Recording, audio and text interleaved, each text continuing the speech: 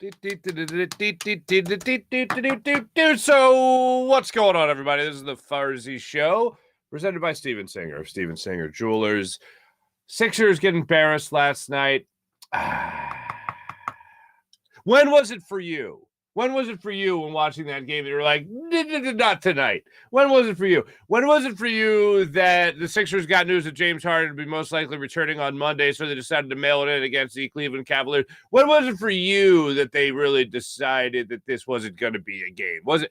I'm going to go ahead and guess. Benefit of the doubt, it was the second quarter, where the Cleveland Cavaliers came up 2 points shy of their franchise all-time record for points in a quarter, when they scored 44 points. I'm going to guess it was somewhere in that realm as to when you knew it wasn't going to be much of a game. For me, exactly, it was about the 6-minute mark of the second quarter, where I think it was Karis LeVert who just little crossover right by Joel Embiid, like he wasn't even standing there, lay-in, boom, done. Made a note of it. It was because I wrote it down like this is where it's over. 49-32 is what he made the score with that little driving layup right by Joel Embiid. And I went, not tonight. How much time's left? About 6 minutes in this quarter. Okay, thanks for the time, boys.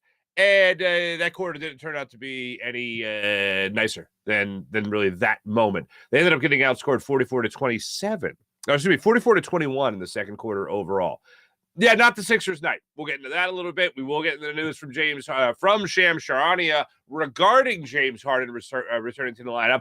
And we have our latest Trea Turner watch. Because as I've been saying, since the moment Bryce Harper mentioned his favorite player to watch is Trea Turner in the broadcast booth of the Philadelphia Phillies right before he came off the injured list, I said, Trea Turner's going to be a Philly, isn't he? That's going to happen. And ever since then, the ball has slowly started rolling to Philly's direction for landing the all-star shortstop, Trea Turner, and adding him to this already pretty potent lineup. So I'm all here for it. John Morrissey has talked about it in the past. He talked about it recently with John Clark of NBC Sports Philadelphia. He was on the MLB Network yesterday talking about it. We'll let you hear what John Morrissey had to say about Trea Turner coming to the Philadelphia Phillies. There's good news surrounding Dallas Goedert for a very much so nearing a return to action for the Philadelphia Eagles. We'll let you hear from A.J. Brown today about all the things he has going on with the Eagles and taking on his former team, how he's feeling. Also, not just how he's feeling literally, but also the fumbleitis, how to cure that as well, and what it means to him to take on the Tennessee Titans. We got all that and more on today's program. And how do I leave it? How do I do it? I left him out. Mike Golic joins the show today. We covered the whole gambit. First off, check this out. Let me just give you this link right now so you guys can see it. It's at the forefront of your minds. Okay. All right. Pork Rind Appreciation Day. Pork rind. Now for those that don't eat pork rinds, it is rinds, R-I-N-D. I've talked to a couple of people. It's like, wait, they're not grinds? No, they're pork rinds. All right. Pork Rind Appreciation Day. Okay. Check that out. Go to porkrindappreciationday.com, and you'll see all the great stuff Mike Golic's doing, including your chance to win $5,000. So check this out right there, the Great Pigskin Sweepstakes. You can win $5,000, sponsored by Southern Recipe Small Batch. You guys can check that out. You guys can also follow Mike Golic on Twitter for all the social media accounts as well, and see how you can get involved in this and learn how you can help some aging NFL veterans for Gridiron Greats, a foundation founded by Coach Mike Ditka, as a matter of fact. And Mr. Golic joins us on the show today to talk about that great charity he's helping out, that great chance for you to win $5,000, and you can look that up as well. Pork Rind Appreciation Day. I didn't even know it existed, but yet Mike Golic joined the show. Last year he was joining us with some barbecue news. This time around it's pork rinds. So all right, I'll have one. And we also get into the current state of the Philadelphia Eagles. Jason Kelce's candidacy for the Hall of Fame. Mike also talked about some rumors about him potentially joining a certain radio station here in Philadelphia. So we cover the whole gamut with Mike Golic. He's coming up in just a couple of minutes here on the Farzy Show. Let's get into that Sixers game last night. First, we'll start with this. Here's the news of the day, and it preceded the Sixers game. And I believe for the Sixers to look that bad in that game, they had to get some news to let them take the foot off the gas just a wee bit. Now, James Harden missed last night his 13th straight game with this foot injury. So Shams already went on the Pat McAfee show earlier in the day to talk about the current status of James Harden. And here's what Sham wowed us with. In his foot. And I'm told he is targeting a return. They're on a 3-game road trip. He's targeting a return on this road trip. Most likely that final game of the trip next Monday in Houston. So it would be a return in Houston of sorts for James Harden. All right, welcome back. That's what you're looking at with him, with his return. Monday. And against who? The Houston Rockets. It's fitting. You can write it up as a beautiful Hollywood script. But regardless, the Sixers will get help on Monday as he returns to the lineup, hopefully. But that's what Sham's putting out there, and I'm sure Sam has his great sources, and I trust it wholeheartedly. They get that news that they're at least going to be getting him back. They've already gotten Joel Embiid back. Now they're going to get James Harden back, and then shortly thereafter they'll get Tyrese Maxey back, hopefully. But James Harden's going to be back on the lineup on Monday. They get that news, and then they go play the Cleveland Cavaliers, who are a good basketball team. Donovan Mitchell, Karis LeVert, Garland, all these guys playing great basketball. They laid an egg last night, and there were certain things that took place in the game. Certainly, like, I'm not a body language expert by any means, but I think we all know what happens when a guy's flailing his hands in the air. Like, what the hell can I do? And Joel Embiid was one of those guys last night, different times throughout the game where he just put his hands in the air. Like, what the hell can I do with this? Sixers had turnover problems last night. They ended up turning the ball over less than the Cleveland Cavaliers, but especially in that second quarter, just bad turnover after bad turnover after bad turnover. Couldn't keep possession of the ball. They had that one player highlighted earlier with Karis LeVert just driving on Joel Embiid like he wasn't even standing there. There was no communication on the court. There was no fluidity to it. And again, you saw a guy like Joel Embiid just kind of go, like, what am I supposed to do with this? Like, the last time I watched a game like that, it was the Eagles against the Commanders. That's the last time I watched a game like that, where there was just nothing your team could do to win the game. And, oh, yeah, all right, hey, make some baskets. Hey, play better defense. Yeah, sure. It just equated to a turnover on the other end, and the Cavaliers would go down the other end of the court, and they'd get to themselves 2 points or 3 or whatever, or get fouled and go to the line. There was nothing the Sixers could have done in this scenario to help themselves. To this point, even if they did play better, offensively speaking, the Cavaliers shot 96% in that second quarter. There's nothing the Sixers could do to answer that. Nothing. So I'm going to go ahead and say I'm upset. I'm going to go and say let's not see that type of basketball again. That'd be great. And James Harden, hurry back, please and thank you. That would be great. It would help us all out tremendously because that was abysmal last night. Oh, baby. That was horrendous. It was nice to see our old friend Serena Winters going around the sidelines there. She's working for the Cavs now. So that was nice. Always nice to see Serena. All right. This is on a much lighter note. Okay. Can we get to the lighter note? Here's the lighter note. Trea Turner will be a Philadelphia Philly. I'm flat out giddy about it because he's the real deal. Does it all. Can hit for pop. Play great defense, got a great arm, smart at bats. Like he's everything you need. And the fact that, yes, he's Bryce Harper's buddy, that's a nice little thing too. The fact that you can have an all-star shortstop there, and essentially what you would be doing for the Phillies there is you'd be trading Gene Segura for Trea Turner. Segura most likely not back, already out there in free agency. You would move Stott to second base. Not bad. I see him taking a big step forward in his second year. And then you would have Trea Turner as your shortstop. This lineup's goal is to just have pitchers surrender. All right? You make it back to the World Series, I don't think you're going to get no hit. Let's put it that way. Trea Turner, like I said, could do it all. Hit for average, hit for power, gets on base great, plays great defense, everything, covers every major need the Phillies at. Top of the order guy. You get him. It's not just an impact of what you have in the field. It's also the impact you have in the lineup as to where he would hit in this lineup. For those people that are not very big Rhys Hoskins fans, you'd most likely be dropping him down in the order. Or you could be having a guy like Trea Turner lead off for you and then have Kyle Schwarber hit down in the order. Oh, no, you can't do that. All the home runs. I would love, look, that power ain't going anywhere. I would love to see men on base for those home runs. And I know most of you would as well. Or you're just going to accept 46 home runs and say, you know what, if that's where he's comfortable hitting, I'm going to leave him at the top. And Rob Thompson might very well do that. But a guy like Trea Turner can certainly change things up in that lineup of yours. You go out and get him. I know the Phillies, who just played in the World Series, which, by the way, when this news came out yesterday, I found myself going, oh, my God, the Phillies were, like, not that I forgot it, but it was just like the Phillies were in the World Series. Holy what? Now they might go out there. No, excuse me. Now they're going to go out there and they're going to get Trea Turner. There's other reports out there about Dave Dombrowski kind of making it obvious amongst the other general managers, amongst the other presidents of baseball operation. He's making it known to them. One of these free agents shortstops going to be in a Phillies uniform come spring training. Don't you worry about it. Or shortly after spring training starts, as it seems to go now with free agency.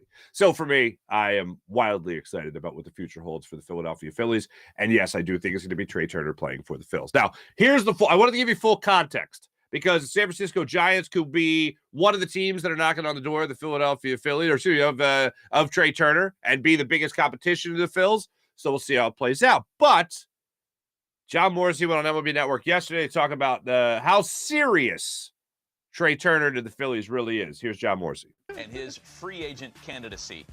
We tried to draw a connection to the Phillies really early this free agent offseason. Is it as strong as it was then? Could they be considered, I guess, the leaders to sign Trea Turner? Yes, Matt. I think right now the Phillies are viewed as the favorites. There are other teams involved, certainly, but the fit for Philadelphia is there. They are in a situation where they just made it to the World Series. They might be one player away from being able to win it all in 2023. And Trea Turner, said by many to have a preference to play for a team that trains in Florida. Of course, he's a native Floridian, a very close friend of Bryce Harper's, began his career in the National League East with the Nationals, won a World Series championship there with the Nats. You see what a dynamic talent he is. And he is due to get a long-term deal. You know how guys look like certain teams? Yeah, you're right. And I'll say this. He is probably headed for an average annual value in excess of $30 million a year. He is headed to that area from a lot of the projections that are out there.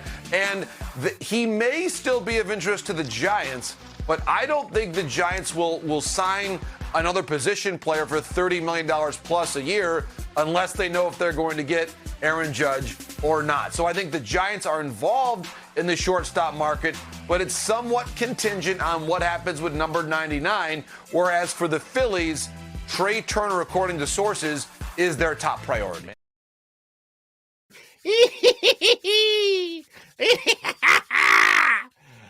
Oh, man. It really feels like the linchpin to pull everything together. It really does. It's like you bring everything together, and there's like Trea Turner's this pin that goes on the top, and you're like, and we're done.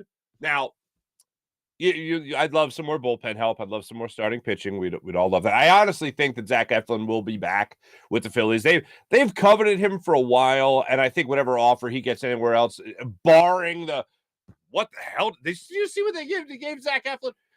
Barring anything like that, I think he's going to be back with the Phillies. So I think he's still a pretty damn good pitcher when he's healthy to work that in there. But you can always use more bullpen help. You can always use another starting arm and all that stuff. We all know. Let's cross that off the list.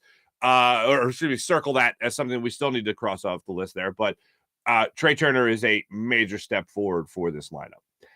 Couple that with, and just call it blind optimism, I don't see Nick Castellanos having another horrid power season. I'll take the same like 265 batting average as long as you're giving me 35 home runs. It kind of balances out a little bit more, right? You talk about that? I'll take that. I'll take Kyle Schwarber hitting 40 home runs. Yes, please, and thank you. Bryce Harper, you're going to be missing for half a season, it looks like. Not going to be, that's not, no bueno. No bueno right there with the Tommy John surgery. But Trea Turner will help keep your head above water here while you're going through all those struggles. When it comes to, all those struggles. When you're going through the issue you have with Bryce Harper to start things out. But Turner watch continues. I've been looking for little morsels. There's little tiny crumbs surrounding Trea Turner over the last couple of weeks here. We'll be talking a lot of Eagles, and I'm like, just I was waiting for the next shoe to drop, the next little clue to drop on the floor to examine closely. Just a little thing. I wasn't expecting one of the lead baseball minds in America to come out on the MLB Network to be like, oh, yeah, he's a favorite to go to the Philadelphia Phillies. Yeah, that's it. Like, that's more than a crumb. That's more than a morsel. That's a big orange road sign pointing to the Phillies. And we're all here for it. And we're all excited about it. All right, let's talk some Eagles. Eagles play the Titans coming up this Sunday, 1 o'clock, Lincoln Financial Field. Going to be brisk. It's supposed to be a brisk day. One of the people, still so excited about Trea Turner. One of the people that fans, coaches of the Tennessee Titans are going to have their eye on the most is former Tennessee Titan, A.J. Brown. Had some fumble issues, had some health issues, violently ill, popped a blood vessel in his eye. You'll see it here. He gets asked about it. During his media session yesterday, they covered the three biggest things right out of the gate. They covered his health. They covered the Titans, taking on the Titans. He downplays it, as you would almost expect him to do. It's big game, but, I got to concentrate on my job here. Good, perfect answer. Good job by A.J. Brown. But also talks about his health, his fumble issues, and playing the Titans. Here's A.J. Brown on the big three going into this game.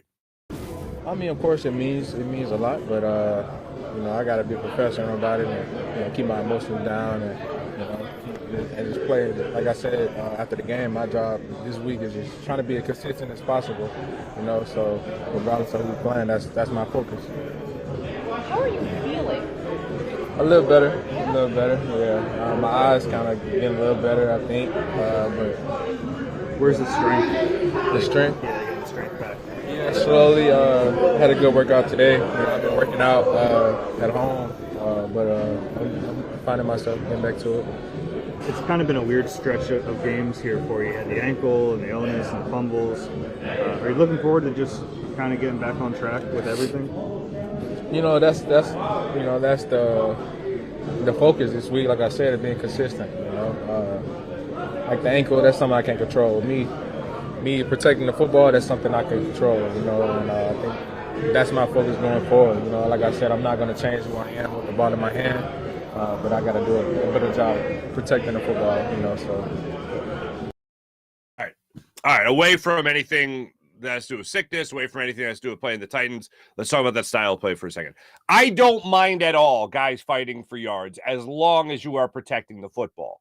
One of the things that drives me crazy is actually what A.J. Brown did in last Sunday night's game against the Packers when he fumbled. Now, good. You can take – let's highlight everything. Take into account everything. Sickness. He had the fumble issue before against the Colts in Indianapolis. So let's take it. Okay, fine. When he's pushing for more yards against the Packers, this is what drives me crazy. It's when any player does this. It's when they're tied up in on one player, know that they're basically killing time for other players to come over there and try to strip the ball. The minute you're making contact with another player, you got to be tucking that ball in and protecting it. This is football 101. He still has that other arm exposed with the football in it. The minute you see that ball is vulnerable. That is not, as Nick Sirianni likes to say, ball security. That's not ball security. He's got to have good ball security. And that wasn't good ball security. That was not good awareness. That was a Madden level 12 awareness by A.J. Brown. You can't do that. He's too good a player. He is way too good a player to make a mistake like that. And sure enough, what happened? The Packers came over, punched it out, scooped it up, ran it down the other end, and the rest is history. Won the game. And yes, he was sick. And yes, he popped a blood vessel in his eye. And yes, he wasn't feeling strong. And I get all that, right? But that's just, between the ears, not a smart play. I'm going to go ahead and give him the benefit of the doubt that this is just a very rare thing for A.J. Brown to have fumbles like that in 2 consecutive games. And also fumbles when you're really trying to establish yourself in this game. And like be the clear-cut winner of the game, right? They're driving down the field against the Colts, fumble. Driving down the field against the Pack, fumble. They're drive killers. We all know that. The Eagles have been great. One of the main reasons they're 10-1 overall is because they don't turn the football over. 3 turnovers in the first 8 games of the season. And what have they had now? 9 in their last 3 games? No bueno. No bueno. Let's stay away from that. But A.J. Brown knows that, and I have confidence that that's not going to be a regular mistake for the veteran wide receiver. Coming up in a second, we're going to get to Mike Golic. But first, let me tell you about the great people at Steven Singer Jewelers, the other corner of 8th and Walnut, right here in Philadelphia. When it comes to all your jewelry purchases, trust one man, the man with the perfect price, Steven Singer of Steven Singer Jewelers. Now, what's the perfect price? I'll tell you what the perfect price is. The perfect price is what Steven provides his customers. Because not only are you going to get treated like family, not only are you going to be walked through everything by a real jewelry expert, but you don't have to worry about haggling or negotiating, or you don't have to worry about the pressure of somebody next to you paying less than you are, somebody getting a better deal than what you're getting at Steven Singer Jewelers, because that's the perfect price. Other jewelers like to mark things way up just to mark it down a couple of bucks in front of you. You're a real good negotiator. All right, you got it. Meanwhile, the other guy next to you, they're still paying full price. Why? Steven's got you at the perfect price each and every day. Beautiful, dazzling diamond earrings, diamond tennis bracelets, diamond necklaces. Diamond stud earrings are just gorgeous. I bought my wife diamond stud earrings first year we were together. Still has them, still loves them. And they're from Steven Singer of Steven Singer Jewelers. One place, one price, the perfect price every day. Online at IHateStevenSinger.com. That's IHateStevenSinger.com. All right, without further ado, let's jump on the Rothman Orthopedics guest line. Talk to our friend Mike Golic, making a second appearance here on the Farzy Show. Let's talk to Mike.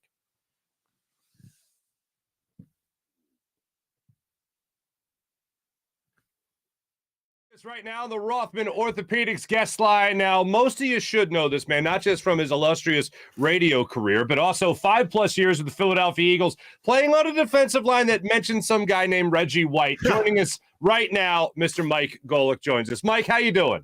Yeah, I often get confused for Reggie White. It's like, which one was one of the greatest D linemen of all time, Reggie or me? It's like the Spider-Man meme, kind of we look alike. Yeah. Same. It's so fortunate. The Eagles have two of you on one defense. It's amazing. Of course, a lot of us have followed your career. You're doing stuff with Westwood One now, DraftKings analyst. You even got your own podcast. Your whole family. I know your son, of course, did it on the radio and TV and everything. Your whole family's doing the. Is it Sorry Not Sorry podcast? What is it? It's the Sorry in Advance. That's mainly because of my daughter. She's got a bit of a mouth on her, so we're always usually sorry more for her than anything else. But this was my wife's creation that, every couple of weeks, and we, everybody's in different parts of the country. We get everybody together and we just kind of talk about family life and, modern day topics, and it gets a little silly. So, which I'm sure a lot of families are used to. So it's a lot of fun to do. Well, you look at the Kelce brothers. I mean, they're doing their own podcast and show now as well. It's just whatever makes it work for you guys works for a lot of other people as well. I do want to make sure I mention it because this is incredible. You're teaming up with Snacks for Snacks as well as Gridiron Greats, and you guys have something special going on to celebrate National Pork Rind Day, Pork Rind Appreciation Day, as a matter of fact. Tell us a little bit about this.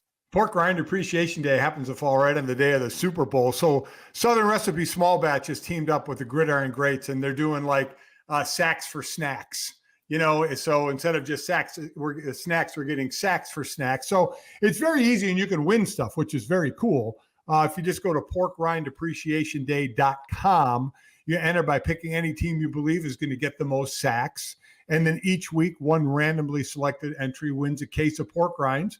For every sack their team gets, grand prize is $5,000, which is pretty cool, and a year's supply of pork rinds. And a lot of the money goes to the Gridiron Greats Assistance Fund, which I'm on the board of. And basically what that is, there's former players from decades ago don't have the same opportunities as players today when they retire, as far as severance and retirement plans and opportunities. So there's a lot of guys, in their 60s, 70s, and 80s that are hurting a little bit from everyday things like mortgage, just going to the dentist, getting the doctors, a checkup, just things like that we're there to help them with.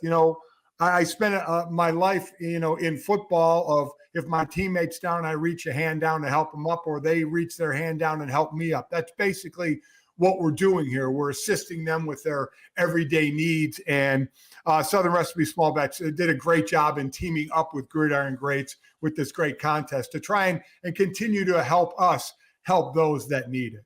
Coach Dick has something to do. Did he start this organization? Yes. He helped start this organization. And I mean, listen, it's been going great. I've been on the board. We're getting one of our newest board members is Brian Urlacher. So I think it's great to have younger players who are maybe just getting out of the league as well, understand what the older players have done for this league and that they need help.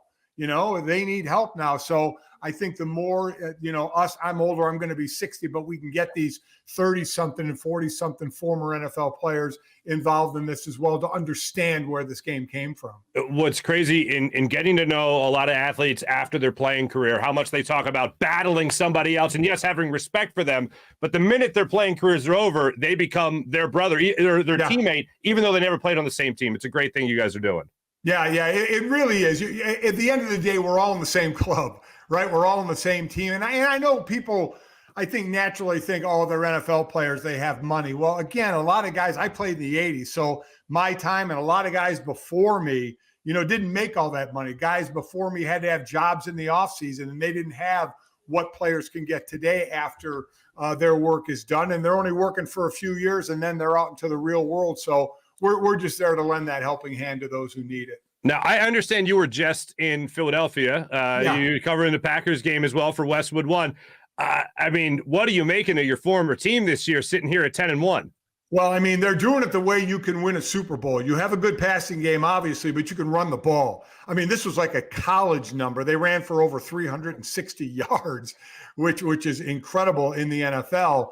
So they have the ability to run, they have the ability to pass, and their defense is really good. So they have all the ingredients to win, and they lost against Washington a few weeks ago. They had the close game against the Colts before the Green Bay game. So those can be little wake-up calls that say, okay, we're not going to be undefeated. And quite honestly, it doesn't matter what your record is, though you'd love to have that 1 or 2 seed so you can get the bye. But the bottom line is get into the tournament at the end. You can't win the Super Bowl if you're not in the playoffs. So they have everything it takes, along with a couple other teams, I think, out there on both sides of the ball to be able to go all the way. Speaking of, let's talk about one side of the ball, and that's the defensive side of the ball. Fletcher Cox got a lot of help. Javon Hargrave was already here, but then Howie Roseman went out and got Ndamukong Suh. He went out and got Linval Joseph. And I just want to make sure you did not get a call, right? I just want to confirm this report. You did not get a call to play defensive tackle for the Eagles, right? The only call I would have gotten was for Howard to say, hey, Mike, what do you think of these guys we're bringing in? Because I could, every player, no matter when they retire, would love to go back and play a game. We all retire because we don't want to go through February to August, all the work it takes to prepare for the next year. We all love game day. I'd love to suit up on game day, but there would be probably 2 plays. The first play, I would get destroyed. And then if I stayed in there on the second play, they have to take me off on a stretcher. So no, I was not called in for that. Okay. But they are doing kind of, you look at what the Rams did. Now, the Eagles aren't giving up as many draft picks as the Rams did. They did trade for Robert Quinn, though. But they're pushing all their chips in and saying, look at these guys. They're all, been in the league for a long time. They can really help against the run, which has been a little issue for the Eagles. So they're trying to set themselves up as best they can to win the Super Bowl. They got Saquon Barkley 2 times still left in the season. They got to face the Cowboys again. And now this week they got Derrick Henry coming up. Not exactly easy to stop that guy. Do you think they have enough right there to at least make that, a competitive match? How much more can you get? This is what, they say no one's walking through the door anymore. The one great thing I'll say is, though, the trade deadline in the NFL used to just be a date where nothing happened. Now, I think GMs are younger and they're understanding the value, and we see immediate impact. Christian McCaffrey goes to the 49ers, immediate impact. TJ Hawkinson goes from Detroit to Minnesota, the tight end, immediate impact. So you can get that immediate impact with the trade deadline. So I think that's a lot bigger in the NFL now. So your team is set with what you have, so they better be able to do it. Because this is what they have. There can be no more real major changes. So the team they have has got to be the team that can get it done on the field. Certainly. Now to flip to the offensive side, 2 guys I have to ask you about. One is Jason Kelce. I know a lot of people here in Philadelphia look at him and go, he's a Hall of Famer. There's no question the guy's going to be a Hall of Famer. What have you made of Jason Kelce's career? So Jason, it was funny too. It just goes to show how I'm about to turn 60. I was at the game and I was on the field, and I love being on the field before the game, talk to coaches and some players. And I was down where the Eagles O-line was, and they were getting ready to start the warm-up. And Jason comes up to me and says, hey, how you doing, Mr. Golic? And I'm like, Mr. Golic. I'm like, that's very nice of you, because when I did a Kansas City game, his brother Travis did the same thing. He came up to me and he said, hey, Mr. Golic, how you doing? I'm like, you guys are very respectful, but I feel very, very old that you're doing it. What can you say about this guy? He's, as I said on the broadcast, he's listed at 295. There's no way he's 295. He probably finishes the season in the 70s. because you just naturally lose weight. He plays, at the end of the season, he's usually held together by, duct tape and chicken wire, but he doesn't come out of the game. And think of the record he just broke, 170 games on the O-line. It's the most ever, and he broke Chuck Bednarik's record. Is there a tougher guy who played in the NFL than Chuck Bednarik? But right there is Jason Kelce. So it's not surprising that those are the top two guys for the amount of games you play in the O-line in Eagles history. So he is remarkable. He plays with such kind of viciousness and intensity, but he's technically so very sound. So it's really incredible what he's doing. I do want to ask you about an MVP candidate that at least I believe is an MVP candidate in Jalen Hurts. I've racked my brain to try to think of anybody that's taken that big a jump in year 2 as a starter in the NFL than what Jalen Hurts has done this year. What have you made of his season? It's the one that probably has, quite honestly, is we were talking really about two guys before the season as far as would they be the quarterback of the future of their team, and it was Jalen and Tua. Tua has taken a monster step as well. Remember we all kind of chuckled when Tyreek Hill got traded there and said, Tua is the most accurate quarterback in the NFL. We're like, all right, slow your roll, Tyreek. I know he's your quarterback, but you're trying to build him up. But Tua's been phenomenal. When you lead the league in passer rating, that's pretty damn good. So both these guys have solidified themselves. And once you get that situation where it's your team, now everything is built around you. Game plans, players you're bringing in is all built around your skill set. That's what you need to do in the NFL right now. And the teams that take, like early on in Chicago, they were not building around, or they weren't using the skill set of a Justin Fields. And you're banging your head into the wall going, why the hell aren't you using this guy's talent? They're starting to do a little more. Well, they're doing it with Jalen, they're doing it with Tua, and they're producing. I mean, to have your quarterback, the threat of a run on a counter running with the quarterback, or options or zones with your quarterback running the ball is incredible. And then they bring in an A.J. Brown who's having a monster year. You have a Devontae Smith. I know Goddard's hurt right now, but they went out and got him weapons, and he's using them to the best of his ability. So he's been fantastic. Mm-hmm. One guy that I know a lot of people had doubts surrounding, especially at his now infamous introductory press conference, is Nick Sirianni. And really, ever since then, the guy has just gotten better as a head coach, better as a communicator, better as a leader, better as a motivator. It's hard to track guys that started out kind of with low expectations the way he did, and then taking this team to a 10-1 record. So the hardest thing you do, especially with a new head coach, and then especially with a young head coach, is buying into what he's selling, right? Because he hasn't sold a lot, right? Doesn't have a lot of the pedigree of being a head coach for a long time. So especially for veterans on that team, are we going to buy what he's selling? And when you get that cohesiveness of buying into it, and then you see it work on the field, that just builds your confidence that what he's doing, is the right way. But man, he's an emotional guy. You saw him after that Colts game because Frank Reich was such a good friend of his. And in that game against Green Bay, when some of the Packer players were hurt on the field on long drives and the fans started booing, and Nick was thinking they were doing that on purpose, which they might have been. Hell, we did it, way back when. If we needed a break, you stay down, act like you got a cramp.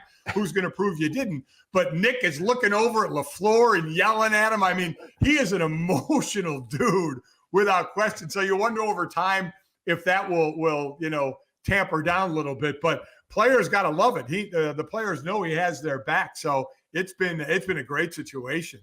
My last thing for you, I know now this is, I was kidding about the defensive tackle stuff, but I'm serious about this. There were rumors about you possibly coming to Philadelphia in more of a long-term basis to talk to us on the radio. I know people love your brilliance surrounding their teams every day. Was there any truth to that? Any knocks on the door, anything like that about you coming to Philly in a radio capacity? There was not. And when I saw that out there, I thought I better jump in here. I don't need that to keep going.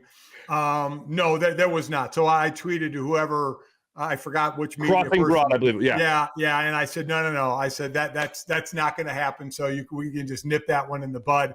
That would have been interesting. I mean, listen, I grew up when I was playing there. I mean, Angelo Cataldi was doing his thing, and I mean, he did it for a long time. Then I ended up doing it for a long time nationally at ESPN. I loved doing it. I would probably, under the right circumstances, maybe get back into it again. though a 4:15 wake-up call isn't the greatest thing in the world, that I've gotten used to not doing it now, but I certainly would look at every opportunity. Mike, well, listen, man, any opportunity to listen to you is a great opportunity. So I can at least tell you that. And what you're doing right now, again, with Gridiron Greats is absolutely fantastic. All the work you're doing right there. And of course, right now as well with National Pork Rind Appreciation Day. We'll be sure to put the link on the show so people can check it out and try to win themselves $5,000. There's nothing wrong with that, right? Everybody could use that. Nothing wrong at all. Mike Golic joining us right there on the Rothman Orthopedics guest line. Mike, thanks so much. I always enjoy talking to Mike Golic, and I remember we had just started out. We're at like 31 on YouTube. I think we're at 3,100 subs, and then we get a lot of views on Twitter, and we get downloads in podcast form and all that stuff. For the people on the podcast, thank you so much, which is great. Mike came on last year when we were basically just starting out, and I'll never forget that. I really appreciate that, and I think he's a great guest.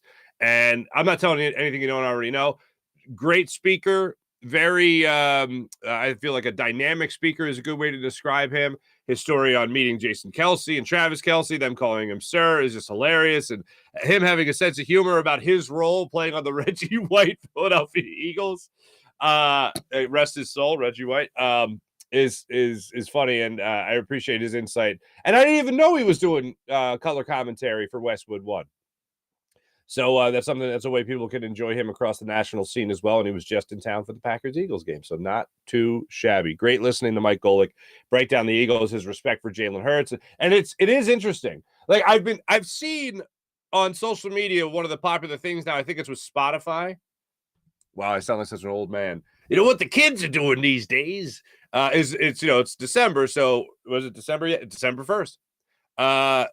It's the most listened to songs of the year for you, the albums, your top 5 most listened to stuff. It's like, it made me think, if you could go back to the summer and it would be like the top 5 sports things said going into this football season in general, I think Mike Golic hit the nail right on the head. Is Tua an accurate enough passer? Does Tua have what it takes? Is Jalen Hurts the guy? It would be like those would be the top things on our playlists of sports terms, sports questions, sports conversation, sports topics. Is Jalen Hurts the guy? Do the Phillies have what it takes to make the World Series? Stuff like that. Joe Girardi sucks. You know what I mean? All this stuff that would be the greatest hits of the summer. If you were to play that now, I think it would be about Tua. I think it would be about Jalen Hurts. I think it would be about Joe Girardi. And that's where we're at when it comes to the Philadelphia sports scene in particular right now. Remove Tua from the conversation. But Jalen Hurts has answered that question to great acclaim by all of us here in Philadelphia. There's a couple outliers. Like there's still, there are always going to be outliers. There's always going to be people that are in the loud minority that want to talk about what everybody else is talking about in a positive way. They're going to find the negative thing to talk about in all of it. Jalen Hurts has provided, your team's 10-1 for them, okay? Your quarterback is top 3 at worst in the MVP conversation this season. Top 3 at worst. And people want to find a negative with this? I mean, you could talk about special teams, but your team's 10-1. Your quarterback's in the MVP conversation. Your running back, by the way, so add it up there. Let's just go with Philadelphia sports. All right, let's take 2 out of the equation. Is Jalen Hurts the guy? Is Joe Girardi going to lead this team to the playoffs, right? And then right after that, you know what else? Is Miles Sanders RB1? Is he running back number 1 for the Eagles? Hell yeah. Hell yeah, Miles Sanders is RB1 for the Philadelphia Eagles, and he's having a career year on pace to go well over 1,000 yards. Well over 1,000 yards. I think his projection now is like 1,300. Not too shabby. Drives you crazy. But those would be the greatest hits, the top 3 things. Top 3 most put in rotation sports topics. Is Miles Sanders good enough to be another number one back? Oh, here's another one. Jonathan Gannon. He got head coaching offers? What? Interviews, maybe, not offers. Jalen Hurts, the guy. Joe Girardi. It's all there. It's all there for you. It's all there. We're all having fun. Now I'm curious to just see what Miles Sanders is actually on pace for. I'm going to go ahead and say that Miles Sanders is on pace, projected for 1,300 yards. It might even be more than that. But now I'm super curious. It just popped in my head. Not that I like to do live stat checks here. But now that it's rattling around in my brain, 900 yards on the season. Let's do the math here. Provided by ESPN.com. Almost 1,400 yards. Projected now, as ESPN does the projections over the course of the rest of the season. Sorry to mansplain a projection to you. 1,391 yards is what Miles Sanders is on pace for this season. He's never had a 1,000-yard season. His career high, came in 2020 with 867 yards. He's already at a career high for rushing touchdowns. So as far as that goes, yeah, he's having himself a hell of a year. To get to just under 1,400 yards would be incredible. He is 5th right now. Listen to the running backs. Josh Jacobs, who's been the only real big bright spot for the Raiders. Josh Jacobs, Derrick Henry, Nick Chubb, Saquon Barkley, Miles Sanders. Those are your top 5 rushers in the NFL. Not too shabby, once again. So that's what you're looking at right now when it comes to the Eagles running game. So there you go. Once again, my thanks to Mike Golic. And just to show you guys this one more time, porkrindappreciationday.com. Make sure you guys check that out for the Pork Rind Great Pigskin Sweepstakes. Sacks. Snacks for sacks. You can check out Mike Golic on Twitter as well. Let me say about the great people at Manscaped right now, ladies and gentlemen. The great people at Manscaped. Because, fellas, you want to look good everywhere, right? Well, the Platinum Package 4.0 has entered the conversation. It's Manscaped's biggest ultimate hygiene bundle yet. It includes the Lawnmower 4.0 trimmer. It includes the Weed Whacker ear and nose hair trimmer. And it all comes with skin-safe technology that helps reduce the risk of nicks so you can manscape with confidence and comfort. Plus, the Ultra Premium Body Wash 2-in-1 shampoo, conditioner, deodorant, Crop Preserver anti-chafing ball deodorant, Crop Reviver ball spray toner, anti-chafing boxers, and the Shed travel bag that you'll be using to hold the goods that you'll be using to take care of your goods from Manscaped. Manscaped is the leader in below-the-waist grooming, and now you can trust them with 4 million men worldwide with the whole shebang. Manscaped.com, 20% off when you use promo code Farzy and free shipping. 20% off and free shipping when you use promo code Farzy at manscaped.com. How about the amazing people at Freestone Farms CBD? FreestoneFarmsCBD.com. You like CBD? You use CBD? How about Freestone Farms CBD? The menu is something you'll absolutely have to check out with strains like their insane tropical tasting Bayox that clocks into the chart topping 24.1%, and Super CBD, which is half Hindu, Kush, and 21%. Genetics of these guys are off the charts. They also grow all their premium hemp flower in the Garden State with all organic inputs and IPM. So there's nothing synthetic from farm to jar. And after harvest, they carefully preserve all their plant compounds with a perfect 3-month cure. Just one look or smell is enough to let you know it's CBD done right. Oh, and how would you like 20% off that too? Use promo code Farzy for 20% off at Freestone Farms CBD, FreestoneFarmsCBD.com. How about people of the Mojo app? Download the Mojo app to your phone right now. Let the games begin. Over 300 skilled players in the NFL, from quarterbacks to running backs to wide receivers to tight ends. Mojo's got it all. Each player's got a share price attached to them. Each player is a stock. They rise and fall throughout the year, not just in season, so there's no off season with the Mojo app. Available in New Jersey. Anything that affects their play on the field affects their share price. Players you could trade, you could buy low, you could sell high. If you think there's a rookie about to break out onto the scene, maybe Taylor Heineke is a guy you bought early, you can sell high, buy low, sell high. Maybe that's a guy that you're looking at right now on the Mojo app. Download the Mojo app to your phone. Available in New Jersey. Must be in New Jersey to trade on Mojo. Gambling problem? Call 1-800-GAMBLER. Check out mojo.com. How about PHL Sports Nation, Philadelphia Sports Nation, enhancing your Philadelphia sports fan experience across all social media and blogs. That's phlsportsnation.com. Chat check, everybody. See how you guys are doing today. Kevin, good morning. Sean, good morning. Mally. What's up, Mally? What's going on? RJ Lucas. Hey, Farzy. I know this game was a clunker, but do you still believe this team... Wait. Do you still believe this team don't play like it's the 60s? We refuse to dunk the basketball while we have a 6'7" and 7'2" players on this team. Did we have a disagreement about how the style of play that this team has? This team doesn't play like they're in this like the 1960s. I think that's what you're referencing there. I'm not sure if you're referencing like old men, but yes, the 1960s. I haven't really thought about it. One thing that definitely jumps to mind, no pun intended, is actually a little bit of a change. Like usually, I don't see Joel Embiid with like springs in his feet. Like rarely, and Bob Cooney and I used to talk about this all the time. Rarely do you see him like get a rebound and like spring right back up and slam it down. Like you rarely see that. His game is all about finesse, and I think that's what you're talking about normally with the 1960s type of style.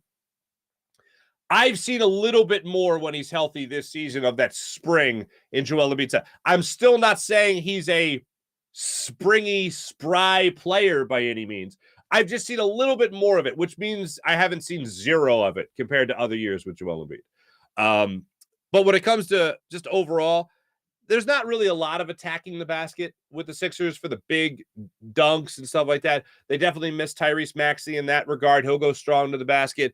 Very rarely do you see Joel Embiid back a guy down to the block and like turn around and jam it. Usually it is that layup. So if that's what you're referencing, yes, I get that. I haven't really thought about comparing it to the 1960s, but I like the comparison. It's more 1940s, but Joel Embiid and the 76ers were down by as many as 33 points last night, a game against the Cavaliers in the land. That's more Walter Winchell, 1945. Good evening, ladies and gentlemen, all the ships at sea. And the European campaign. Anyway. All right. That's in my head, and it shouldn't be. April. Good morning, April. RJ, we blow layups like it's windy in the arena. It's crazy. There's a hell of a gust going through the arena tonight. You're not wrong. I agree. Now that you're pointing it out to me, as far as that's it, yeah, it's annoying. Mally, Sixers always look so excited to play. Mally, I think I read that with the right inflection. Sean Gillespie, 96%. Damn, sorry, you know what? I checked my notes. 94%. So they shot 94. The Cleveland Cavaliers shot 94% from the floor in the second quarter of last night's loss. 113-85 for those that missed it.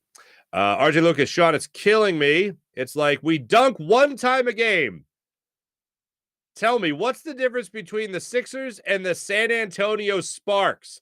Not to knock on the WNBA basketball, but I'm just saying. Thank you for the disclaimer, RJ. I don't disagree. Ooh. Mally, I'm going to say it. Judge is not worth the money and the length of contract. Here's what I'm going to say about Aaron Judge. If somehow, indirectly, Aaron Judge helps the Phillies get Trea Turner, then, hey, San Francisco Giants, he's totally worth it. And then they don't sign, or they're not in the bidding war driving the price up over $30 million a year for Trea Turner, and all of a sudden the Phillies get him, and it looks like a bargain all of a sudden.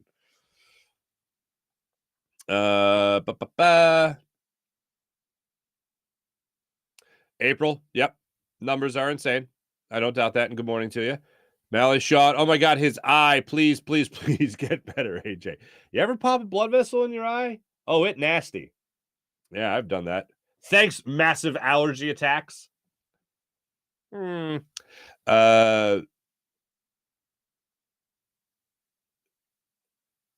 see here.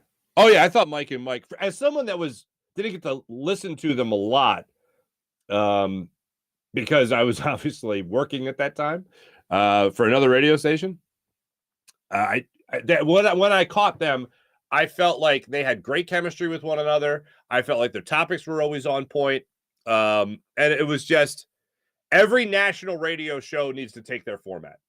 If you're a national radio show, they're how you cover all the bases. They wrote the book on that. And I thought they did a great job any chance I had to catch them.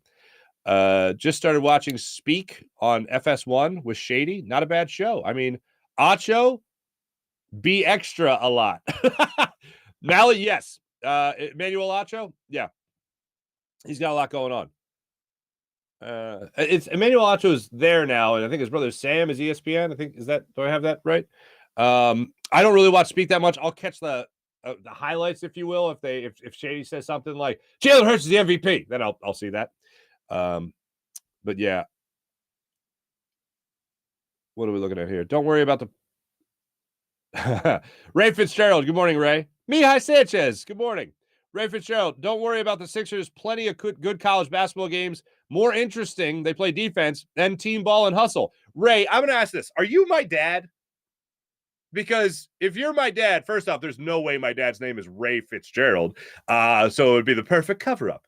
But that's exactly what my dad says about not watching the NBA. Like last night I was talking to my dad, and he goes, what are you doing? I go, I'm watching the Sixers. And he goes, why? I was like, if I ever tell my dad I'm watching basketball, oh yeah, what's on? And I don't say Temple, right? He'll be like, what's on? The Sixers are playing, Dad. They're like, why? I swear, that's like, if I could do an impression of my dad with one word, it's why. Like that's, anyway.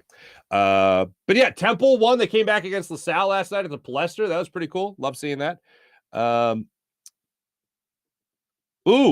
April. My top podcast again is Greenlight. No surprise there. You're right. No surprise, April. Since I'm lucky enough to catch the show live most of the time. Well, there you go. You like the live shows, don't you, April? And your pint of wine. Tavita,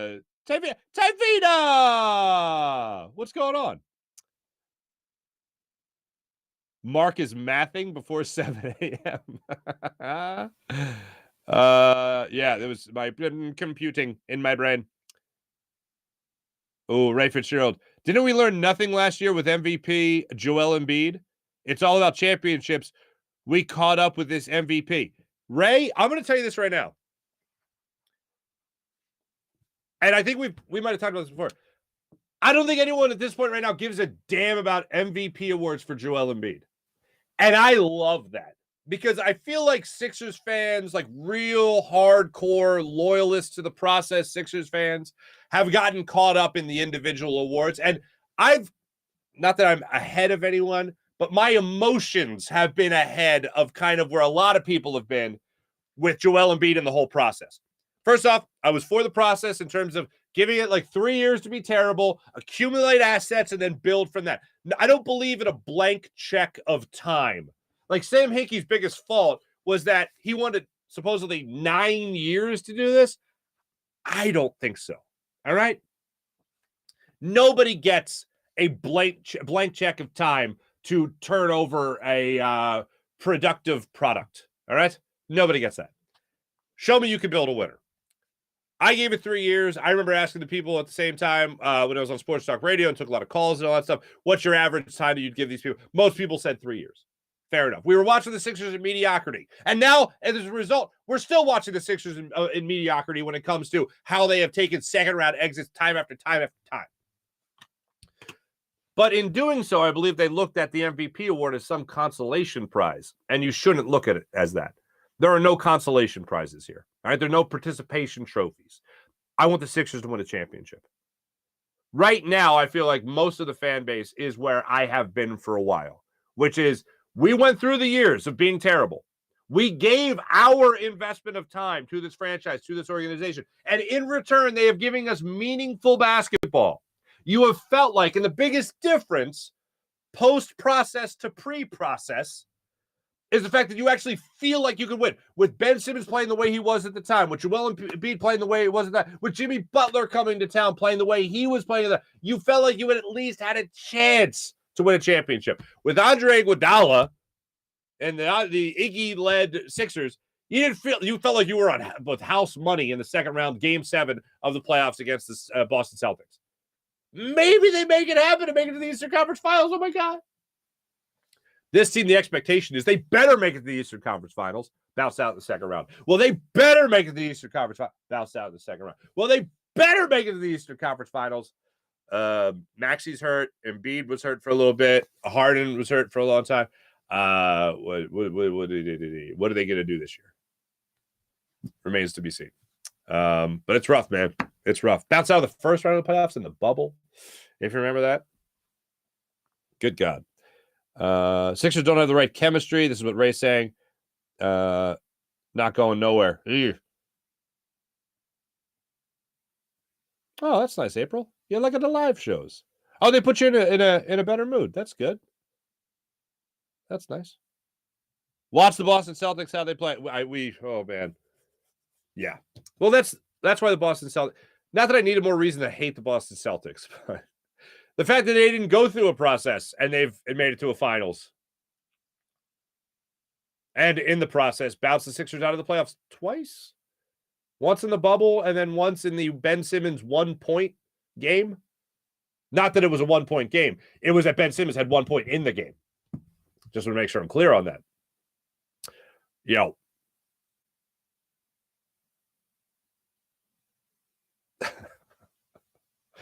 Anyway. Oh, wait, you're talking about Hurts? What's going on here?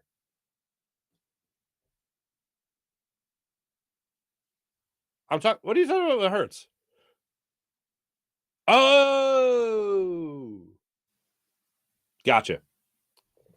Miss Scusi. But I still think you agree, though. About Joel Embiid's MVP. You're talking about MVPs when it comes to Jalen Hurts. Copy that. Understood. Appreciate everyone in the chat. You guys are great, as per usual. Let's get into the morning rush. Brought to you by Sky Motorcars. SkyMotorcars.com. Sixers.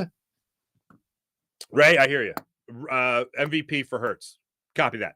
I would think you would also agree on not talking about MVP with Joel Embiid, though. I'm not. I could be crazy. But I think we're on the same page there. Let me tell you, Sky Motorcars. SkyMotorcars.com brings us the morning rush. Eagles obviously still getting ready for the 1 o'clock kickoff with the Tennessee Titans coming up on Sunday afternoon. Looking forward to that. Sixers, after their embarrassing 113-85 loss last night to the Cleveland Cavaliers, they are on the road against the Memphis Grizzlies at 8 o'clock tomorrow night. So that's where we're at. Flyers are going to try to do something that they haven't done in over a month. Try to win back-to-back games. They take on the Tampa Bay Lightning tonight in South Philadelphia, 7 o'clock puck drop, and there you go. Here's what we're going to close on, ladies and gentlemen. Being that it is December, it's officially the holiday season. It's officially Christmas season. So I reintroduce to you our amazing show, Christmas Penguin. Christmas is my favorite time of the year. Snow on the ground, those twinkling lights all over town. Carolers making that sound, and all of those gifts they passing around. I'm hearing that joyful noise, and all of them girls and boys. You get the idea. Thanks for watching. Thanks for listening. That's the amazing Christmas Penguin of the Farzy Show. Jim Hyden produced the program, did a wonderful job as per usual. This is the Buzz Sports Entertainment production. My name is Mark Farzetta. This is the Farzy Show, presented by Steven Singer of Steven Singer Jewelers. Have a great rest of your day, everybody. Oh. Jason Avant joins the program tomorrow. We're going to talk about A.J. Brown going up against his favorite team, former team. And Miss Guzzi. A.J. Brown going up against his former team. Jason Avant join the show tomorrow. Have a great rest of your day, everybody. See ya.